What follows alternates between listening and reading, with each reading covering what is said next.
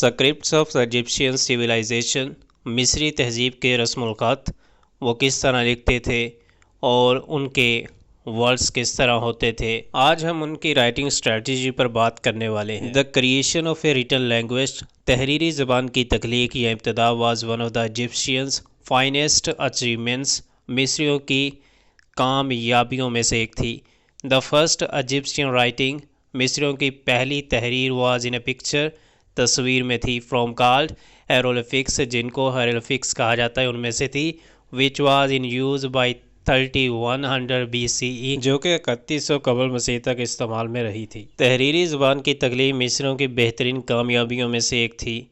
पहली मिस्री तहरीर, जिसको हेरोग्लिफिक्स नामी तस्वीरी शक्ल में थी, जो कि 3100 कबल मसीह का इस्तेमाल में रही थी। The pictures were stood for sounds of words, जो तस्वीरें थी which stood for sound of words, जो कि अल्फाज की आवाज़ के लिए इस्तेमाल होती थी।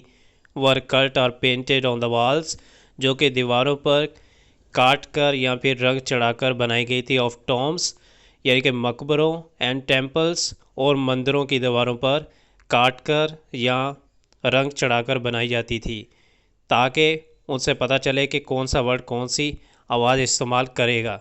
And were delicately coloured in red, yellow, green, black and blue, और उनको रंग किया गया था लाल में, पीला और सब्ज़, काला और नीला। तस्वीर जो अल्फाज की आवाज़ के लिए इस्तेमाल होती थी, मकबरों, मंदिरों की दीवारों पर काट कर रंग चढ़ाकर बनाई जाती थी, और सुर्ख और पीला, सब्ज़, स्याह और नीले रंग में नज़ाकत से रंग की गई थी। द एंशिएंट इजिप्शियंस, कदीम मिस्रियों ने यूज्ड द डिस्टिंक्टिव स्क्रिप्ट, ये मखसूस रस्म-उल-ख़त जो है, नाउ टुडे एज हायरोग्लिफ्स, जिन्हें हायरोग्लिफ्स से जाना जाता है, फॉर ऑलमोस्ट 4000 ईयर्स, 4000 साल से ज़्यादा इस्तेमाल किया था। हायरोग्लिफ्स वर रिटन ऑन पपायरस, ये पपायरस पर लिखा जाता था हायरोग्लिफ्स को।